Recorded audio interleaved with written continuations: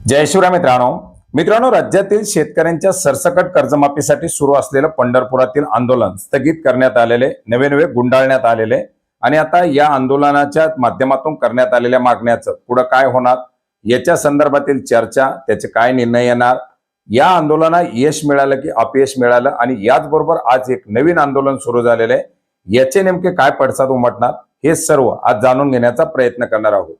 मित्रांनो, एकंदरीत शासनाच्या माध्यमातून कर्जमाफी आणण्यात आलेले त्याचं सर्व स्तरावरून स्वागत केलं जात आहे। कर्जमाफीच्या अंतर्गत पात्र करण्यात आलेले शेतकरी यांच्या माध्यमातून देखील आभार व्यक्त केले जात आहे। परंतु याच्या अंतर्गत जे खरे लाभार्थी पात्र होणं गरजेचं त्या लाभार्थ्यांना याच्यामध्ये लाभ मिळत नाही किंवा ज्या लाभार्थ्यांना जसा लाभ मिळणं गरजेचं होतं तसा लाभ मिळत नाही। अर्थात 2019च्या कर्जमाफीमधले शेतकरी प्रोत्साहनपर अनुदानाच्या शेतकऱ्यांना वाढीव अनुदानाची मागणी केली जाते आणि या सर्वांच्या अनुषंगाने राज्यामध्ये कुठेतरी या कर्जमाफीच्या जीआर विरोधात एक रान उठवायला सुरुवात करण्यात आलेली होती। सर्व स्तरावरून या कर्जमाफीमध्ये बदलाची मागणी केलेली होती। मुख्यमंत्र्यांच्या माध्यमातून देखील याला सकारात्मक असं उत्तर दिलेली होती। कृषी मंत्र्यांच्या माध्यमातून हे निकष आपण बदलून घेऊ किंवा त्याच्या संदर्भात मुख्यमंत्र्यांबरोबर चर्चा करू असंही सांगितलेलं होतं आणि या अनुषंगाने कुठेतरी राज्यामध्ये या कर्जमाफीच्या जीआरला विरोध होतोय, या निर्णयाला विरोध होतोय हे दाखवणं गरजेचं होतं आणि याच अनुषंगाने हे एक महत्त्वाचं आंदोलन पंढरपूरमध्ये उभा करण्यात आलेलं होतं। मित्रांनो, आता या आंदोलनाला जरी त्यांच्या मागण्या ताबडतोब मान्य करण्यात आल्या नसल्या तरी याला आपण अपयश म्हणू शकत नाही, कारण कुठंतरी या कर्जमाफीच्या विरोधात शेतकरी एकवटतोय हे सरकारला दाखवून देणं गरजेचं होतं। नेमक्या शेतकऱ्यांच्या मागण्या काय आहेत हे सरकारपर्यंत पोहोचणं गरजेचं होतं आणि त्याच मागण्या या आंदोलनाच्या माध्यमातून पोहोचवण्यात आलेल्या आहेत। परंतु जर हे आंदोलन आणखीन तीव्र झालं असतं किंवा याच्यामध्ये आणखीन जर हे आंदोलन जर असंच कंटिन्यू राहिलं असतं तर 100% सरकारला याच्यामध्ये काही ना काहीतरी बदल करावे लागले असते।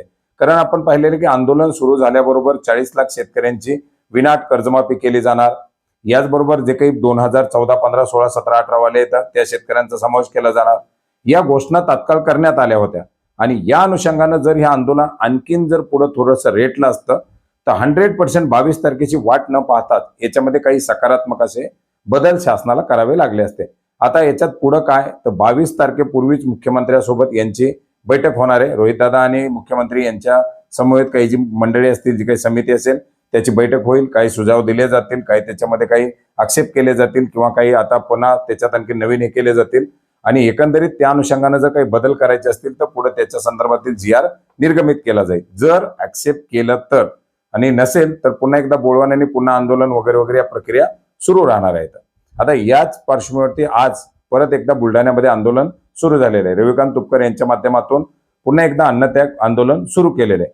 आता हे आंदोलन जर 22 तारखेपर्यंत चाललं, आता याच्यासाठी आंदोलन करणं ही एक व्यथा आहे। कुठेतरी शेतकऱ्याच्या प्रश्नावरती रस्त्यावरती यावं लागणं हे सुद्धा सरकारची एक नामुष्की किंवा ते सरकारचा प्रॉब्लेम आहे। आता तात्काळ हे आंदोलन सुरू होत असताना त्यांना देखील असंच काहीतरी कोणीतरी पाठवून बोलणं, त्यांची रोहितदादांची किंवा इतर जे काही मागणी करते असतील यांची एकत्रितपणे बैठक घेणं आणि या बैठकीच्या माध्यमातून कुठेतरी शेतकऱ्यांना दिलासा मिळेल असा निर्णय घेणं हे एक सरकारचं या ठिकाणी कर्तव्य आहे। मग किसान सभेची मागणी असेल, बच्चू कडू यांची मागणी असेल, रोहितदादांची मागणी असेल, रविकांत तुपकर यांची मागणी असेल आणि राज्यातील तमाम जे शेतकरी या कर्जमाफीमुळे बाधित होतील असे वाटत असतील त्या शेतकऱ्यांची मागणी असेल, या सर्व मागण्या एकत्रित करून त्याच्यावरती कुठेतरी बैठक घेणं गरजेचं आहे। तर आज सुरू होणारं आंदोलन देखील सरकारनं अशाच प्रकारे कुणाला तरी पाठवून थांबवणं गरजेचं आहे, कारण एकंदरीत जर रोहित पवार यांना आश्वासन देऊन त्याच्या संदर्भात जर बैठक लावली जात असेल तर तीच मागणी किंवा तेच सर्व काही रविकांत तुपकर यांच्या माध्यमातून सुद्धा मागितलं जात आहे।